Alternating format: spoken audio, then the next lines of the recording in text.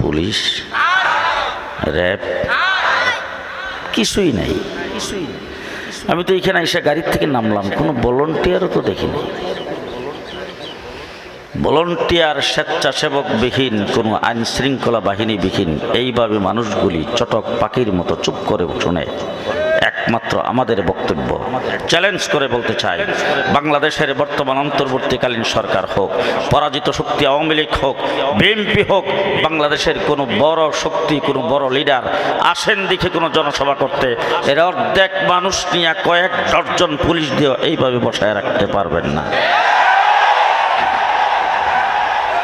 শান্তির রাজ আমরাই কায়েম করেছি। আমরা অশান্তি সৃষ্টি করি না, আমরা মানুষকে মানুষ বানাই, মানুষ বানাই না। চোর ডাকাত গুন্ডা বদমাশ আমরা বানাই না। বেগম পাড়ায় বাড়ি করে এমন মানুষ আমরা বানাই না। দেশের সম্পদ লুণ্ঠন করে এমন মানুষ আমরা বানাই না। দেশের সম্পদ আত্মসাৎ করে এমন মানুষ আমরা বানাই না। আত্মসাৎকারী লোক আমরা তৈরি করি না।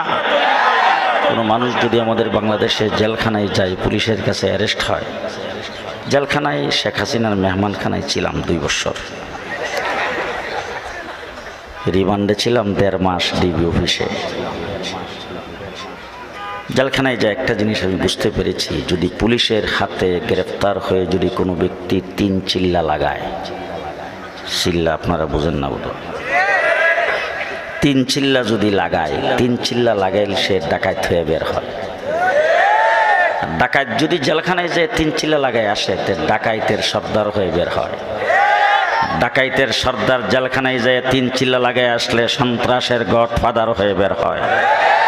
আমি আজকে আপনাদের সামনে চ্যালেঞ্জ করে বলে গেলাম, নিয়ে আসেন চুর, ডাকাত, গুন্ডা, বদমাশ, সে যত বড় খারাপই হোক না কেন, নিয়ে আসেন আমার কাছে, আমি আমার খানকায় নিয়ে যাব, অথবা কাকরাইল মসজিদে নিয়ে গাঁটটি দিয়ে 4 মাসের জন্য চালান করে দেব। 4 মাস পরে আইসা আপনাদের রাস্তা দিয়ে হাঁটলে দেখলে মনে হবে দেওবন্দ মাদ্রাসার শাইখুল হাদিস যাচ্ছে। ওরা মানুষকে মানুষ বানাই, মানুষ বানাই না। ও আমার ভাইরা, আমি সংক্ষিপ্ত সময়ে কোন কথাটা আপনাদের সামনে বলবো। আজকে আপনারা এখানে এসেছেন, আমরা সবাই মুসলমান, কি বলেন? এই কথাটা বলতে আপনাদের কোনো লজ্জা আছে? ডর ভয় আছে? জি, আমাদের দেশটা যদি কোনো কারণে আফগানিস্তানের মতো হয়, কোনো কারণে যদি দেশটা ইরাকের মতো হয়, কোনো কারণে যদি দেশটা ফিলিস্তিনের মতো হয়, খুব অস্বাভাবিক না? ভালো করে মনে রাখেন, আমাদের 3 দিকে কারা আছে? জি, খুব ভালো মানুষ, মুসলমানদের খুব দরদি, মসজিদ মাদ্রাসাকে খুব ভালোবাসে।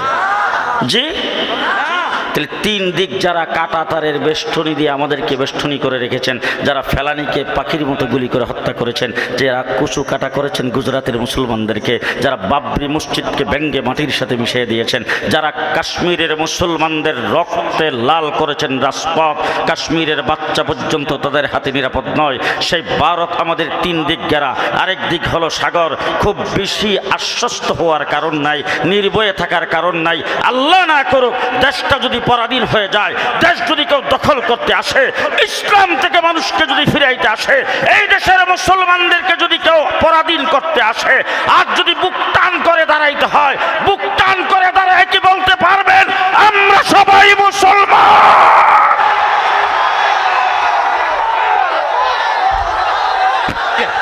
নারায়ে তাকবীর, নারায়ে তাকবীর। মুখের জি তোরে দিলাম 1 তালাক, 2 তালাক, 3 তালাক, 5 তালাক, তোর ভাই বারাদর 14 গোষ্ঠী 14 তালাক। এবার জিজ্ঞেস করতে চাই, বোরে যখন দিয়ে দিল তখনই তালাকের ফতোয়া নিয়ে যাইব চেয়ারম্যানের কাছে, এমপি, থানার ওসি, সর্দার, কে? জি, আলেমের কাছে। কার কাছে? পরিষ্কার আমি বুঝাইবার টাইম নাই, এই জন্য আপনাদেরকে বুঝাইতে পারলাম না। দুনিয়া তোমাদের জিম্মা, দিন আমাদের জিম্মা। দিনের ব্যাপারে ফতোয়া আমরা দেব, কে গুমরা, কে পথভ্রষ্ট সেটা আমরা নির্ধারণ করব। সেখানে তোমাদের দখল দেওয়ার কিছু নাই। দুনিয়া তোমরা দেখবা, দিন আমরা দেখব। দুনিয়ার ব্যাপারে আমাদের দখল তোমাদের মধ্যে নাই, দিনের ব্যাপারে আমাদেরকে তোমরা দখল দিও না। কথা বুঝাইতে পারলাম? বুঝাইতে পারলাম? রাগ করছেন কেউ? আল্লাহ তাবারক ওয়া তাআলা আমাদের সকলকে আমল করার তৌফিক দান করুক।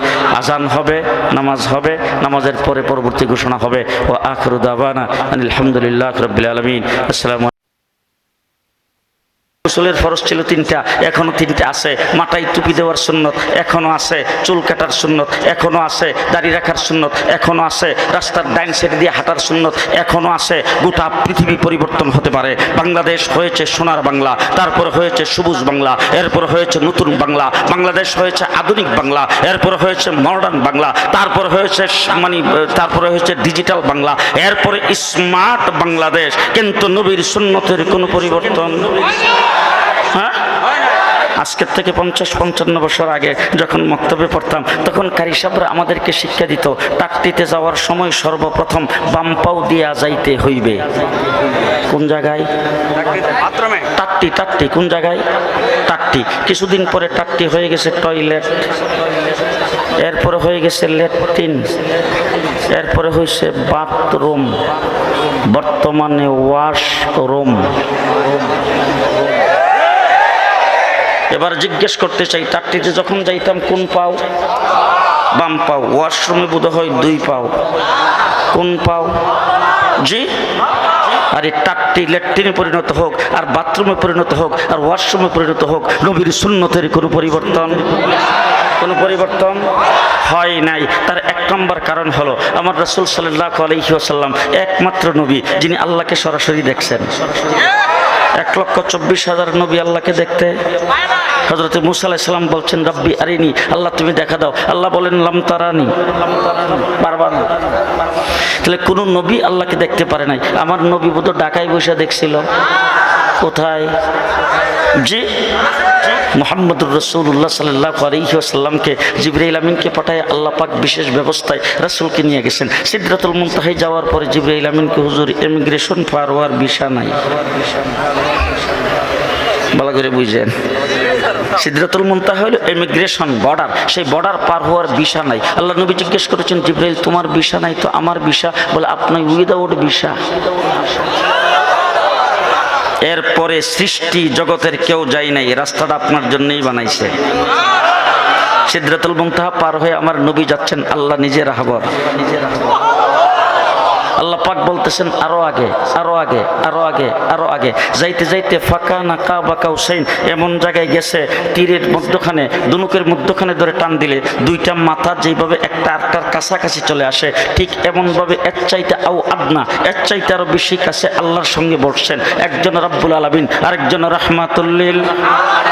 কথা ভালো করে বুঝেন, ভালো করে বুঝেন। একজন রব্বুল আলামিন, আরেকজন রাহমাতুল লিল আলামিন। আমার দেশে আমেরিকার প্রধানমন্ত্রী যদি আসে, আমেরিকার প্রেসিডেন্ট আসে, তাইলে আমার দেশের প্রধানমন্ত্রী যদি ভারতে যায়, ভারতের প্রধানমন্ত্রী যদি বাংলাদেশে আসে, তাইলে 2 মাস 3 মাস আগের থেকে পেপার পত্রিকা আসতে থাকে, ভারতের প্রধানমন্ত্রী বাংলাদেশে আগমন করবেন, বাংলাদেশের প্রধানমন্ত্রীর সাথে দ্বিপাক্ষিক বৈঠক হবে, বৈঠকের মধ্যে 8টা চুক্তি স্বাক্ষর হবে। ভারতের প্রধানমন্ত্রীর সাথে 83 জন প্রতিনিধি দলের সদস্য থাকবে, আমার বাংলাদেশের প্রধানমন্ত্রীর সাথে 133 জন। চুক্তি স্বাক্ষর হবে 8টা, তার মধ্যে তিস্তার পানি চুক্তি 1 নম্বর, কিয়ামত পর্যন্ত পাবে কিনা সন্দেহ। কথা কি বুঝাইতে পারতেছি? এবার জিজ্ঞেস করতে চাই, আল্লাহর হাবিব রাহমাতুল লিল আলামিন, আর আল্লাহ হলেন রব্বুল আলামিন। রব্বুল আলামিনের সাথে রাহমাতুল লিল আলামিনের বৈঠক, প্রতিনিধি দলের সদস্য কয়জন? হ্যাঁ, ফটোগ্রাফার তো ছিল মনে হয়, সাংবাদিক, ইউটিউবার, বডিগার্ড, জি, লেখক, কেউ নাই। একজন রব্বুল আলামিন, আরেকজন রাহমাতুল লিল আলামিন, 2 জনের বৈঠক। ভালো করে বুঝেন, 2 জনের বৈঠক। বৈঠক কিন্তু একবারই হয়েছে। কয়বার? একবার বৈঠক হয়েছে, 2 জনের বৈঠক। আর বৈঠকটা এত গুরুত্বপূর্ণ, আল্লাহ বলছেন একদিকে, আল্লাহর হাবিব বসছেন একদিকে, একদিকে হলেন আল্লাহ রাব্বুল আলামিন, আর একদিকে হলেন রাহমাতুল লিল আলামিন। 2 জনে মিলে বৈঠকে বসছেন। সেই বৈঠকে ফাইসালা কি হয়েছে আজকে আমি আপনাদের সামনে শোনায়া যাব। ভালো করে মনে রাখেন, এক বৈঠকে বসে আল্লাহ রাব্বুল আলামিন সেখানে ফাইসালা করেছেন, আমার রাসূল সাল্লাল্লাহু আলাইহি সাল্লাম ফেরত যখন আসতেছে, 6ষ্ঠ আকাশ পাশে আইসা দেখে হযরত মূসা আলাইহিস সালাম এইভাবে ব্রিকেট দিয়ে খাড়াইছে। আল্লাহর নবী ডাক দিয়ে বলেন, ও মূসা ভাই এইভাবে দাঁড়াইলেন কেন? আমার তো তাড়াতাড়ি ফজরের আগে যায় পৌঁছতে হবে। মূসা আলাইহিস সালাম ডাক দিয়ে দাঁড়াইছি দুইটা কারণে। একটা কারণ হলো আমি আল্লাহকে দেখার জন্য আরজু আকাঙ্ক্ষা করেছিলাম, আল্লাহকে দেখতে পারি নাই, কথা বলছি আল্লাহর সাথে। আপনি আল্লাহকে যায় সরাসরি দেখছেন, আমি এখন দাঁড়াইছি যেই চোখ আল্লাহকে দেখছে সেই চোখটা দেখতাম। সুবহানাল্লাহ, আরো আস্তে আরো আস্তে। যেই চোখ আল্লাহকে দেখছে সেই চোখটাকে দেখলাম। 2 নম্বর দাঁড়াইছি, আপনারা দুইজন যে একত্রিত হইয়া সেখানে বৈঠক করছেন, জিবরাইলও নাই, লেনদেনটা কি হয়েছে? জিবরাইলও নাই, দুইজনের মধ্যে তো যাওয়ার হয়েছে, লেনদেন কি হয়েছে? এবার জিজ্ঞেস করতে চাই, আপনাদের এই দেশ থেকে কেউ উমরা করতে যায় না? হজ করতে যায় না? বিদেশ কেউ থাকে না? বিদেশে যখন থাকে তখন এখান থেকে 2 মাস 2 বছর 3 বছর 5 বছর পরে যখন আসে তখন অনেক কিছু নিয়ে আসে না? যে সব কিছু তো হাতে করে আনে। যে হাতে করে আনে না, বুকিংয়ে দেয়। যে লাগেজ বুকিংয়ে দেয়, কথা বলে না, বুকিংয়ে দেয়। আর ওই বুকিংয়ে দেওয়ার সময় সব কিছু বুকিংয়ে দিয়ে দিছে, কিন্তু যাওয়ার সময় বিয়ে করে গেছিল। 1 বছরের মাথায় হয়েছে একটা মেয়ে, মেয়ের বয়স এখন 4 বছর, মেয়েটা হাতে দূরে, তার জন্য আনছে গলার একটা চেইন। আবার বেগম সাহেবের সঙ্গে 4-5 বছর যাবত দেখা নাই, বেগমের জন্য আনছে কানের 2টা ঝুমকা। আবার মা আছে, মার জন্য আনছে 2টা চুড়ি। এগুলি কি বেল্টে দিছে? হ্যান্ড ব্যাগের মধ্যে লইয়া বাথরুমে গেল সারে না, কথা কয় না। আমার রাসূল সাল্লাল্লাহু আলাইহি ওয়াসাল্লাম মূসা আলাইহিস সালাতু ওয়াস সালামকে বলেছেন, দেখেন আল্লাহ পাক কিয়ামত পর্যন্ত আমার উম্মতের জন্য যা দরকার সব দিছে। আরো আস্তে আরো আস্তে আরো আস্তে। কিয়ামত পর্যন্ত এই উম্মতের জন্য যা দরকার সব এক বৈঠকে ফয়সালা হয়েছে। বৈঠকে সব ফয়সালা, কিয়ামত পর্যন্ত উম্মতের জন্য যা লাগবে সব দিছে। তো সবকে আমি হাতে করে আনতে পারি, বেল্টে সাইরে আইছি, বুকিং এ দিয়েছি, আর মূল্যবান একটা জিনিস দিছে, এটা হাতে আছে। মূসা আলাইহিস সালাম কইটা দেখি বলে রাস্তাঘাটে খোলার জিনিস না, একটু দেখতাম, দেখলে তোরা আমি রাইখা দেব না। আল্লাহর নবী খুললা দেখাইছে 50 ওয়াক্ত নামাজ। কয় ওয়াক্ত? এখন যদি 50 ওয়াক্ত ফরজ থাকতো বিয়ে শাদী করতে পারতেন তো? কথা কয় না। খাওয়ার টাইম পাইতেন, গোসলের টাইম, আর উজু ছুটলেই তো বিপদ আছিল। মূসা আলাইহিস সালাম আমার উম্মতের জন্য মাত্র 1 ওয়াক্ত ছিল, ঈদেই পড়ছে না। আর আপনার উম্মত আওয়ামী লীগ ক্ষমতায় যাইব, 15 বছর ক্ষমতা ধরে রাখবো, আন্দোলন করবো না নামাজ পড়বো? আপনার উম্মতের মধ্যে তো কাওয়া কাদেরও থাকবো, সুতরাং নামাজ পড়বার টাইম পাইব কোন সময়? কথা কথা সারাদিন 100-150 মিথ্যা কথা কই তো তার শেষ হবে না। আল্লাহর নবী ডাক দিয়ে কখন আমি কি করতাম, আল্লাহ দিছে আমি তো ব্যাগের ভিতরে বইরে নিয়েছি। বলে আবার আল্লাহর কাছে যান, বলে কেমনে যেতাম? বলে রাস্তাটা তো আপনার জন্য বানাইছে। 9 বার গেছে, 9 বার, কয়বার? ইসলামের একটা পশমের ক্ষতি হয় নাই। বালাকুটের ময়দানে সৈয়দ আহমদ বেরলভী শাহ ইসমাইল শহীদ শাহাদত বরণ করেছে, ইসলামের সামান্যতম কোনো ক্ষতি হয় নাই। শামিলির যুদ্ধে হাফেজ জামিন শহীদ শাহাদত বরণ করেছে, ইসলামের সামান্যতম কোনো ক্ষতি হয় নাই। 14,000 আলেমকে একদিনে ইংরেজ ফাঁসির কাস্টে ঝুলাইয়া মারছে, ইসলাম শেষ হয়ে যায় নাই। আমার ভাইয়েরা 3.5 লক্ষ আলেম ওলামায়ে কেরামকে পানিতে ডুবাইয়া আগুনে পুড়াইয়া মারছে, ইসলামের সামান্যতম ক্ষতি হয় নাই। 3.5 লক্ষ কোরআনের কপি আগুন দিয়ে জ্বালিয়ে দিয়েছে, ইসলামের সামান্যতম কোনো ক্ষতি হয় নাই। বাংলাদেশ পাকিস্তান যখন হয়েছে, ফ্যামিলি প্ল্যানিং আইন করে এদেশের মানুষকে গুমরাহ হারাম কার্যে লিপিবদ্ধ করতে চেয়েছে আইয়ুব খান, ইসলামের কিছুই হয় নাই। শামসুল হক ফরিদপুরি তার মোকাবেলা করেছেন। বাংলাদেশ হওয়ার পরে হাইকোর্ট থেকে ফতোয়ার বিরুদ্ধে 2 জন বিচারপতি রায় দিয়েছে, ইসলামের সামান্যতম কোনো ক্ষতি হয় নাই। তসলিমা নাসরিন কোরআন পরিবর্তনের কথা বলেছে। ইসলামের শত্রুরা, ইসলামের শত্রুরা মুসলমান বুক টান করে দাঁড়ায় বলতে হবে, কেল্লা কাটায় দেব, ইসলাম দেব না। রাজি না সবাই? জি, জীবন দিয়ে দেব, ঈমান দেব না। রাজি আছেন? রাজি আছেন? জীবন দিয়ে দিব, ঈমান দেব না।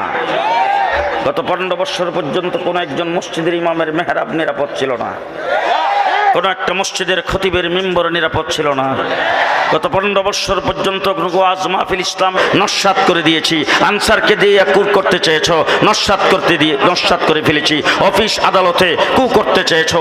বাংলাদেশের সংখ্যালঘুদের উপরে নির্যাতন হচ্ছে, সেই ধোঁয়া তুলে বাংলাদেশে অরাজক পরিস্থিতি সৃষ্টি করতে চেয়েছো। আমরা মাদ্রাসার আলেম উলামায়ে কেরাম সংখ্যালঘুদের মন্দির পাহারা দিয়েছি। দেশের সংখ্যালঘুদেরকে নিরাপদে বসবাস করার জন্য আমরা সুযোগ করে দিয়েছি, পূজা করার জন্য সুযোগ করে দিয়েছি। আজকেও ষড়যন্ত্র তিলে তিলে করতেছ। জেনে রাখো, বাংলাদেশ নিয়ে কোন ষড়যন্ত্র করতে আসলে এদেশের জনগণ পিটায়া তক্তা বানিয়ে দেবে। নারায়ে তাকবীর, নারায়ে তাকবীর। ইসলামের শত্রুরা,